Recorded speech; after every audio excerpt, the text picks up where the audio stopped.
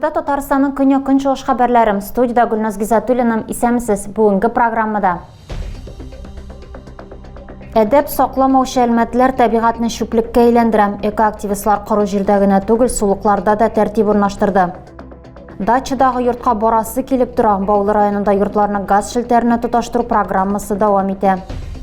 Балык кап ярда ялтырап ят. Габдрахман авылындагы буада беренче тапкыр балык тоту буенча ярышлар узды.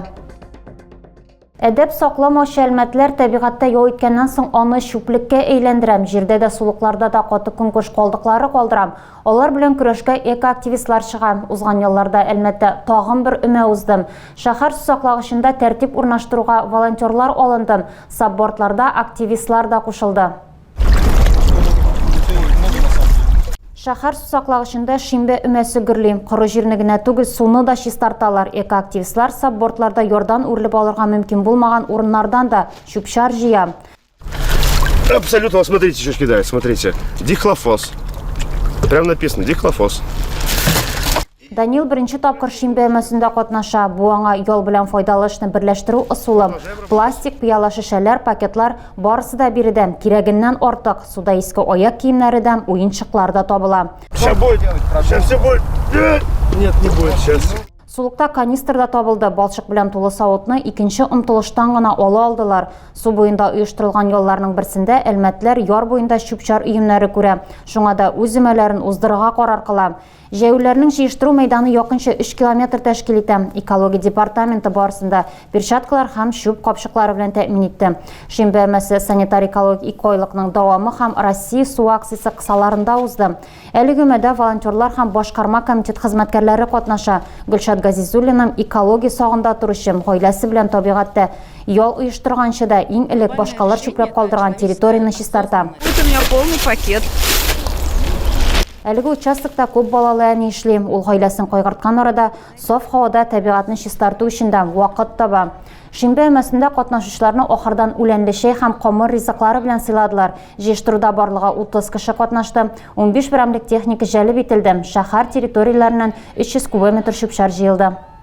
Дачага киләсе килеп тора. Баулыдан Елена һәм Айдар Абзалетдиновлар әнә шулай дим. Узган елның декабрендә газ үткәрү программасы кысаларында аларның йортларына бушлай газ кертелгәннән соң гаилә биредә күбрәк вакыт үткәрә башлаган. Зәңгәр ягулыкка тоташканнан соң көндәлек тормышның ничек үзгәрүен безнең иҗат төркемендә күреп кайтты.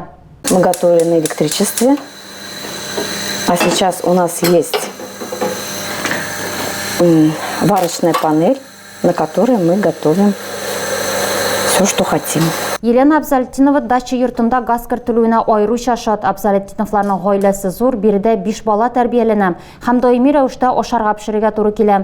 Зәңгәр ягулык барлыкка килгәч, хуҗабикә якыннарын еш кына тәмле камыр ризыклары белән дә сөендерә. Үз участокларында йортналар 15 елда сафка кертә башлый. 3 ел элек төзелеш эшләрен тәмамлыйлар. Әлеге дәврдә йортны электр белән җылытырга туры килә. Күршеләрнең әлеге программа кысаларында газ үткәрүләрен белгәч, Айдардан гариза бирергә була. Гаилә башлыгы берничә ел умартачылык белән шөгыльләнә һәм дача йорты беркайчанда буш тормый диярлек. Абзалетдиновлар биредә ял итәргә һәм үзләренең кечкенә хуҗалыгы белән шөгыльләнергә ярата. Айдар әйтүенчә, зур гаиләгә газлы йортта яшәү күпкә уңайлырак. Йортларга газ үткәрү программасында Татарстанда яшәүче һәркем катнашып, зәңгәр ягулыкка тоташа ала. Быел Зәй шәһәрендә күп фатирлы йортларны ремонтлау республика программасы буенча 17 йорт төзекләндереләчәк. Йортларның бер өлешендә капиталь ремонт әле дә дәвам итә. Кайберләрендә яшәүчеләр исә үзгәрешләрне бәяләргә дә өлгерде. Быел капиталь ремонт тамамланганнан йортларның берсе шәһәрнең иске өлешендә урнашкан Яшьлек урамындагы 5нче йорт ТСШУК ЖКХ балансында тора. Быел бер юнәлештә генә эшләр башкарылган, фасад җылытылган һәм тышланган, әмма халык бу үзгәрешләрне бик көткән. Яшьлек урамындагы 5нче йорт 85нче елда файдалануга тапшырылган. Әлеге дәврдә панельләр арасында яраклар барлыкка килгән. Бу исә салкын үтеп керүгә китерә. Хәзер йортта җылы булачак. Аның фасады да хәзер урамны бизи. Узган ел күрше йортлар да ремонтланган иде. 15 майда халыкара гаилә көнен билгеләп үтелде. Бәйрәм алдыннан Әлмәт шәһәр пляжында Семья фест фестивале узды. Чарада катнашучылар викториналарда, уеннарда ярышты. Иҗади шөгыльләрдә үзләрен сынап карады. Гаилә фестивале ничек үтте? Алдагы материалда. На огромном небе звезд невидимо. Посмотри на мир наш удивительный. Яхшы һава торышы, шәһәр пляжы һәм күңелле флешмоб гаилә фестивале әнә шулай башланды. Биюдан соң оештыручылар һәркемне викторинада катнашырга һәм мәкальнең ахырын уйлап табу уенына чакырды. Дома лучше ракета, отлично. Оештыручылар программаны мөһим датага багышлаган. Катнашучылар арасында гаиләләр генә түгел, шәһәрнең яшүсмерләр клубларында тәрбияләнүчеләр дә бар. Карин үзләренең Метеор клубын һәмандагы балаларны кичкенә гаилә дип саный. Иң кичкенәләр һәм иҗат яратучылар өчен гипстан ясалган фигурларны буяу буенча мастер-класс үтте. Назгөл мәсәлән мәчесенең сайлады һәм аны якты буяулар белән буяды. Истәлек өчен үзенчәлекле фотозонда фотога да төштеләр. Мәйданчыкта исә яшь артистлар чыгыш ясады. Соңра катнашучыларга төрле нокталар буенча ярыш оештырылды. Аларга атарга, туп ыргытырга, кәшәкә белән йөгерергә һәм шәһәрчекле уйнарга туры килде. Җәләлетдиновларның мондый күңел ачуларда әле катнашканы булмаган. Икесе ике авылда туып үскән яшьләр студент чакта Әлмәттә очраша. Бер-берсенә гашыйк булалар һәм гаилә коралар. Быел аларның гаиләсенә 10 ел тула. Кызлары Ясмина белән уллары Камилне тәрбиялиләр. Гаилә фестивалендә катнашучылар активлык өчен бүләкләр алды. Шулай ук якыннары белән рәхәтләнеп ял итте. Шәһәр паркында 2 көнлек ярышлар 50-дән артык һәвәскәр спортчыны җыйды. Әлмәт ветераннары һәм пенсионерлары шәһәрчекләр буенча турнирның 2нче этабын уздырды. Так, теперь дисциплинированно и очень качественно, хорошо начинаем выступать. Командалар җирәбә салды һәм мәйданчыклар буенча таралды. Ток сан астындагылар бер команда, калганнар икенче командага берләште. Ярышларның мәҗбүри шарты аларның катнаш булуы, шуңа күрә ир-атлар һәм хатын-кызлар аралашып уйный. Главное прицелиться.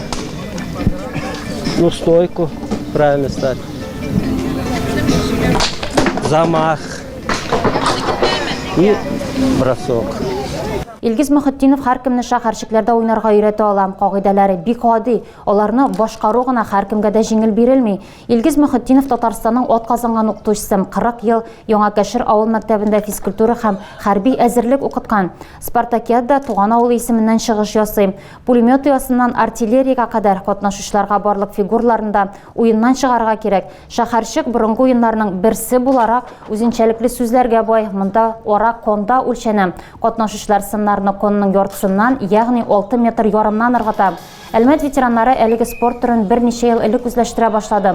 Узган елның декабрь уртасында аларның үз мәйданчыклары барлыкка килде. Шәһәрчек спортына 3нче яшь вәкилләрен җәлеп итү буенча Әлмәт Лениногорскидан гына калыша. Анда Совет чорыннан федерациядә бар, уен исә үсеш өчен аеруча файдалы. 3нче яшь спартакиадасы бер урында гына тормый. Быел ветераннар аңа тагын 2 спорт түрен кертергә ниятли. Җиңел атлетика һәм спорт ориентлашуы. Сынау ярышларын һәвәскәр спортчылар апрель ахырында үткәреп караган. Әмма спартакиаданың кайбер этапларын берничә көнгә сузарга туры килә. Кайбер авыл халкының транспорт белән проблемалары бар. Шәһәрчекләр буенча турнирдан соң Әлмәт ветераннарына спартакиаданың 10-гә якын стандарт этапларын узарга туры киләчәк. Ярышлар сериясен спортчылар җәй ахыры көз башында тәмамларга планлаштыра. Абдрахман авылындагы буада беренче тапкыр балык тоту буенча ярышлар узды. 7 яшьтән алып 17 яшькәчә яшь балыкчылар үзләрен сынады. Үсмерләр кармакларны ничек сайлаган һәм җиңүчене нинди бүләк көтте? Безнең иҗат төркеме белеште. Рөстәм Хикмәтуллин Абдрахман спорт комплексы директоры һәм күпьеллык стажга ия балыкчы. Аның инициативасы белән авылда беренче тапкыр балык тоту буенча балалар арасында ярыш узды. Чараны яшь буынга әйләнә тирә дөньяның матурлыгын күрсәтү өчен оештырдым ди ул. Табигатны яратучы балалар арасында тәҗрибәле балыкчылар да, әлеге шөгыльне яңа гына үз итүчеләр дә бар. Илгинар Кадыргулов әнә шундыйларның берсе. Бу кичтә ул гомерендә 2нче тапкыр кулына кармак алган. Илгинарны балык тотарга дусты өйрәтә. Тимер Набиуллин тәҗрибәле балыкчы. Малай күптән балык тота, бу шөгыльне үзе үзләштергән. Ярышларда җиңү өчен уңыш китерүче кармагын да алган.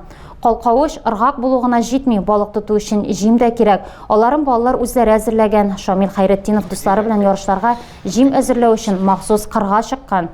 Абдрахман авылында балык тоту буенча беренче ярышларда җирле мәктәп укучылары катнашты.